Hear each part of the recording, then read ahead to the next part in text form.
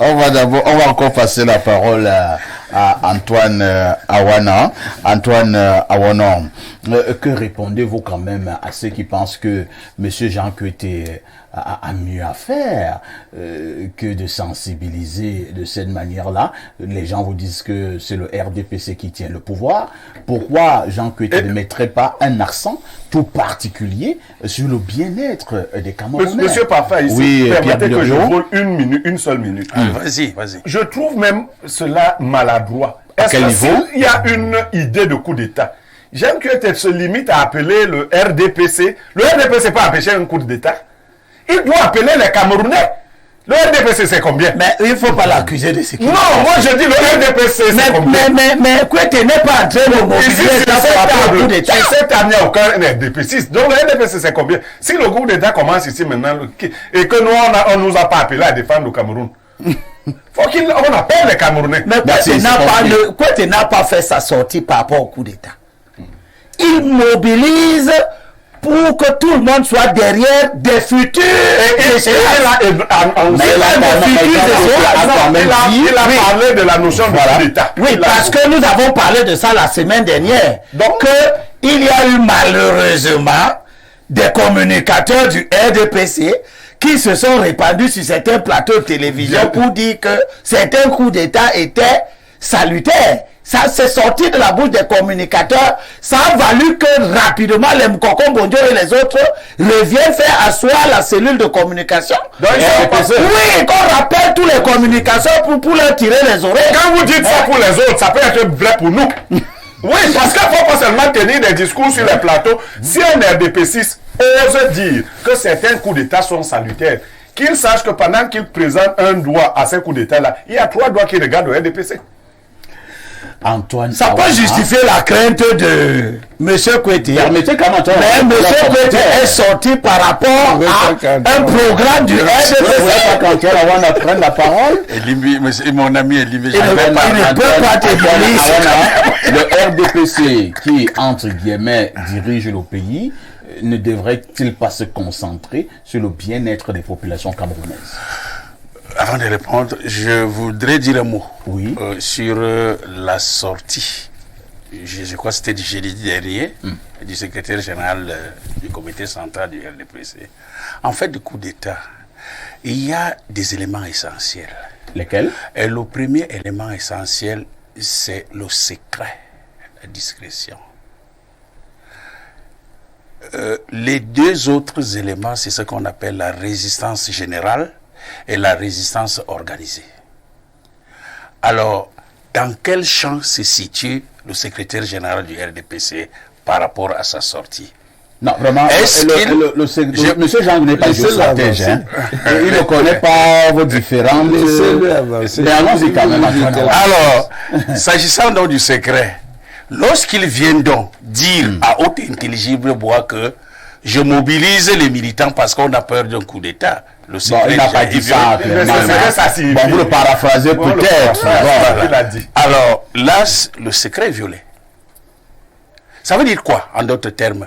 Même si il ne devrait pas avoir un coup d'État, même si dans la mentalité ou dans l'esprit de ces militaires-là, ils n'avaient pas envie de faire un coup d'État, à partir du moment où le secrétaire général vient le dire, ça, l'autre élément sociologique arrive, la peur. La peur est déjà là. Quand la peur est là, tout de suite, on veut matérialiser cette peur-là et on met en branle les éléments perturbateurs, peut-être comme mon ami Elimbi Lobé, qui viendront tout gâter. Et c'est comme ça que je vois cette histoire-là, en amenant les anglophones et les nordistes et autres régions du Cameroun. Bien, le secrétaire général du RDPC est sorti peut-être pour mobiliser les troupes par rapport, parce que dans les coups d'État, la finalité des coups d'État putschistes, ils veulent quoi? L'adhésion de la population. L'adhésion de la population. Si le coup d'État n'est pas accepté par le peuple, ça échoue. Même dans l'histoire des institutions. Je parle sous le contrôle, le contrôle du professeur Onangina. Vous savez ce qui arriva à Napoléon Bonaparte? au 18 Brumaire, voilà, et Brumaire, effectivement. C'est comme ça, avant qu'il ne devienne le président du conseil, président consul de la République. Voilà. Donc, il y a ces éléments-là. Maintenant, au niveau de la résistance organisée, alors là, c'est cet élément qui est très important pour moi parce que il faut mobiliser les troupes. Et là, je dirais à monsieur le secrétaire général que votre sortie est tardive. Vous aurez pu faire ça avant qu'il n'y ait ce vent de coup d'État. Vous vous souvenez, parfait ici, avec la mémoire de l'histoire. Quand vous dites tardive, ça veut dire que le coup d'État se prépare déjà.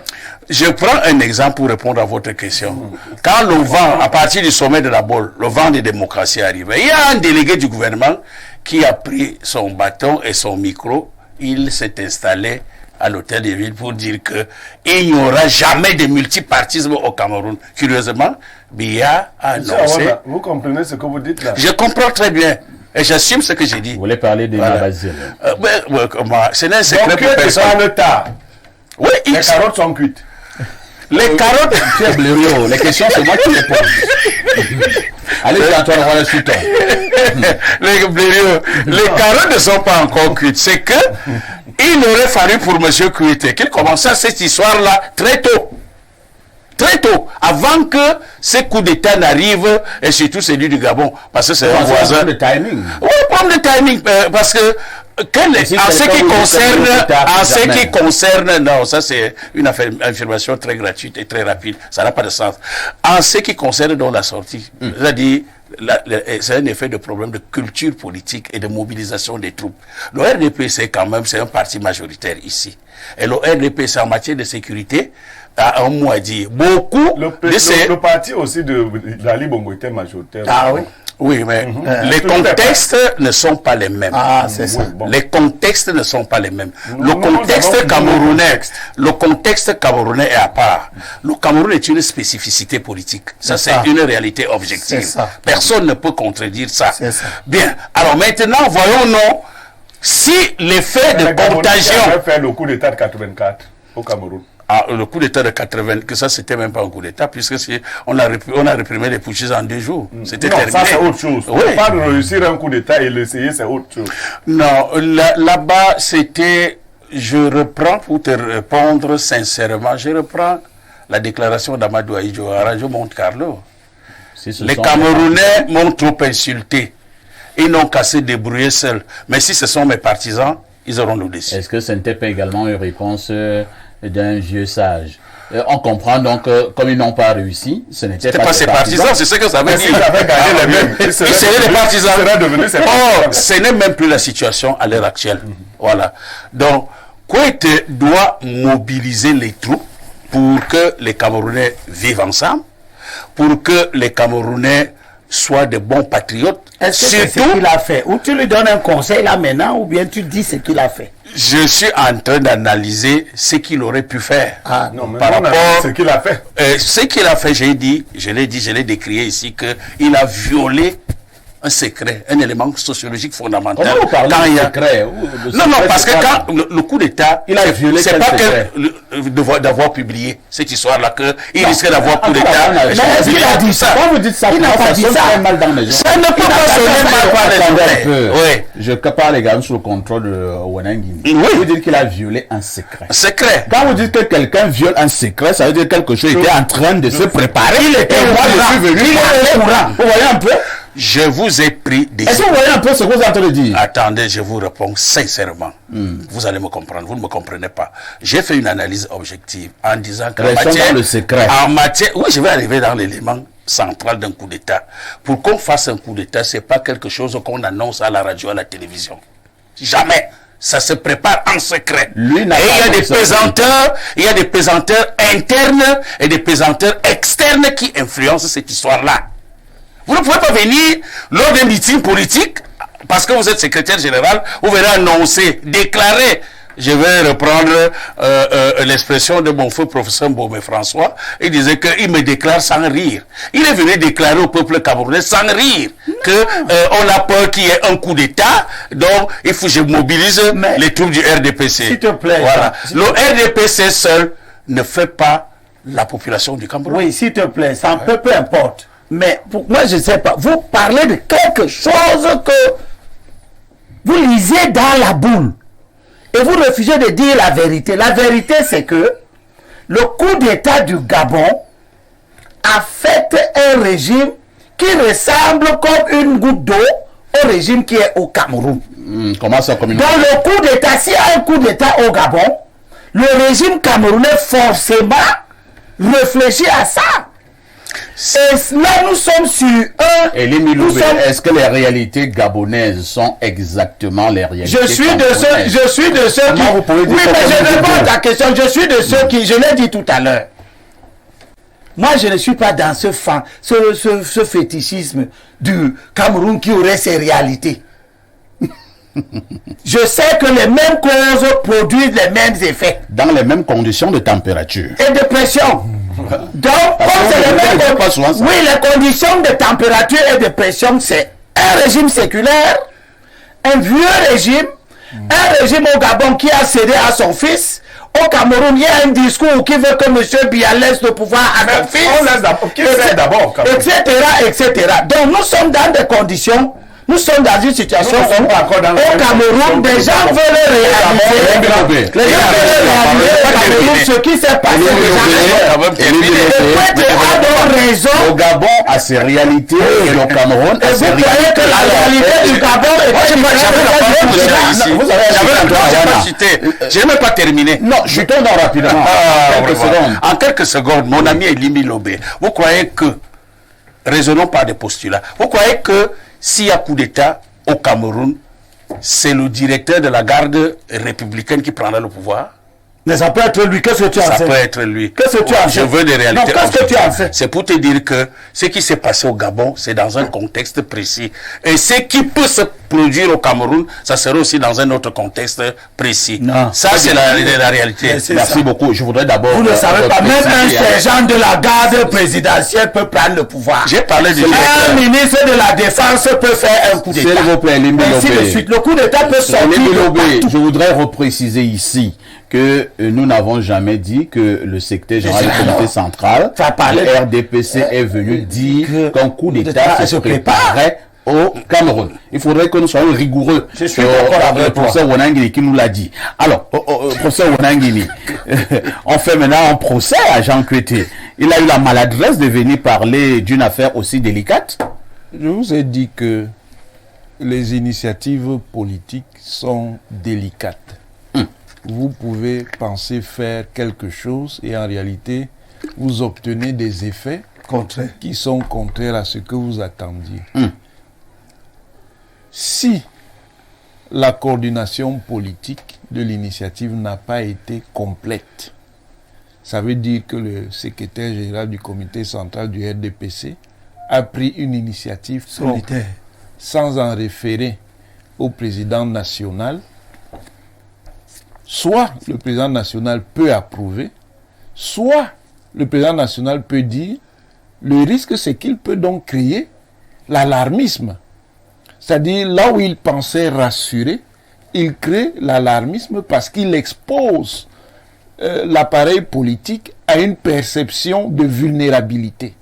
Ça veut dire qu'à partir du moment où on dit au cas de hauts militants du RDPC, faites attention, on peut aussi être en train de dire que l'appareil politique du RDPC, qui a l'hégémonie, ce n'est pas une simple affaire de majorité, sur la représentation nationale, peut être en difficulté. Donc, ça se gère avec une certaine délicatesse. La suite va nous montrer de quoi il s'agit. Soit la tournée va continuer, avec donc la double thématique, on se mobilise pour préparer les échéances à venir et on réaffirme la vigilance du RDPC par rapport à toute entreprise poutiste, soit on va continuer l'initiative et on va essentiellement insister sur la mobilisation avant les prochaines échéances en éliminant le thème délicat de la vigilance, parce que le thème peut aussi exposer les appréhensions que le système gouvernant a par rapport à la situation. Cela étant dit, pour terminer, Les gens font beaucoup de confusion sur ces coups d'État. Je vous ai déjà dit que ces coups d'État ne se ressemblent pas. Les coups d'État d'Afrique de l'Ouest, aucun de ces présidents n'avait fait 10 ans au pouvoir. Aucun. Donc, ça n'a rien à voir avec l'Afrique centrale. Le dire ne signifie pas que des coups d'État ne puissent pas avoir lieu en Afrique centrale. Ça signifie que les coups d'État, s'ils sont entrepris en Afrique centrale, sont entrepris dans d'autres conditions. Par ailleurs, en la matière, il y a des traditions. Je ne dis pas, s'il te plaît, avant de continuer, est-ce que tu exclus le coup d'État qui a chassé Blaise Compaoré? Tu exclus ça? C'est pas un coup d'État. Ah, d'accord. C'est une insurrection. C'est pas un coup d'État. Le coup d'État a eu lieu après le départ du président Compaoré. Non, j'ai demandé pas quand si tu le exclus président la situation de Je dis que Compaoré. ce n'est pas la même chose. Au Burkina Faso en 2015, il y a d'abord eu une insurrection. Et le président est parti. C'est après donc que l'armée a pris le pouvoir. Ce n'est pas avant. Donc, les conditions ne sont pas les mêmes. Et puis, je dis, il y a des traditions. Moi, j'entends les gens parler. Prenons un pays comme le Congo-Brazzaville. Le Congo-Brazzaville a connu une histoire politique très heurtée. Il y a d'abord eu des révolutions sociales, comme en 63. Il y a eu des coups d'État. Je laisse même les coups d'État manquer. Les coups d'État qui ont réussi en 68. Coup d'État réussi en 77. D'ailleurs, dans une situation très ambiguë. Guerre civile en 93. Guerre civile en 97. Guerre civile en 2002. Quand vous appelez, connaissant comment le Congo-Brazzaville est structuré, quand vous appelez à un putsch au Congo-Brazzaville, c'est l'entrée directe dans la guerre civile. Oui, avec Sassou, une blague. C'est l'entrée directe dans la guerre civile. Je prends même le cas du Cameroun. Pour des raisons de responsabilité, je ne le développerai pas complètement. Il y a des traditions. C'est pour ça que je dis que les coups d'État, c'est pas bien. Parce que dès que vous avez fait un coup d'État et qu'il a réussi, mais c'est fini. Chacun va croire qu'il peut réussir le coup d'État. Et dans un pays complexe comme le Cameroun, ça va devenir une instabilité incroyable. D'abord parce que c'est un pays où il y a plein d'ambitions et plein d'ambitieux. Et quand vous ajoutez ça aux éléments de factions, de coteries, mélangés maintenant avec la compétition sourde intercommunautaire, vous ne pouvez pas vous en sortir. Une chose est d'exprimer le fait qu'un président a duré. Une autre chose est d'appeler une logique de régulation politique par le coup d'État. Et le Cameroun a eu une très grande chance en avril 84. Si le coup d'État avait réussi, d'abord il y aurait même d'abord eu guerre civile. Je ne veux pas vous dire. Non, il y aurait eu. Je suis pas sûr. Monsieur Limbi, je vous dis qu'il y aurait eu. Pas sûr. Parce que vous savez qu'une armée. Qui allait faire ça? C'est ça. C'est qui? Les deux qui allaient se fâcher? Laissez l'histoire. Alors, c'est qui allait faire ça? Je ne vais pas vous dire certaines choses. Je vous dis seulement qu'une armée étrangère, en 1984, a essayé d'entrer au Cameroun. On lui a dit, si vous continuez, c'est tant pis. C'est un affrontement direct. Je ne veux même pas parler maintenant de la structure du système sécuritaire. Ce sont les naïfs qui parlent, mais je m'arrête. Celui qui va en télévision, celui qui va donc aller, pour terminer, oui, terminons celui qui va y aller, qu'il prépare d'abord son testament. En tout cas, vous êtes en train de menacer la professeure. Ce que je sais, c'est que Sadat a été tué par son appareil sécuritaire. Non, c'est faux. Sadat a été tué par les frères musulmans. Oui, c'est pas par l'appareil. Lisons rapidement quelques messages. Celui-ci nous vient de l'Allemagne. Salut au panel. Je vous dirai quelque chose d'ailleurs sur le coup d'État de Sadat après. Parler de coup d'État, c'est bien beau. C'est pas un militaire. Non.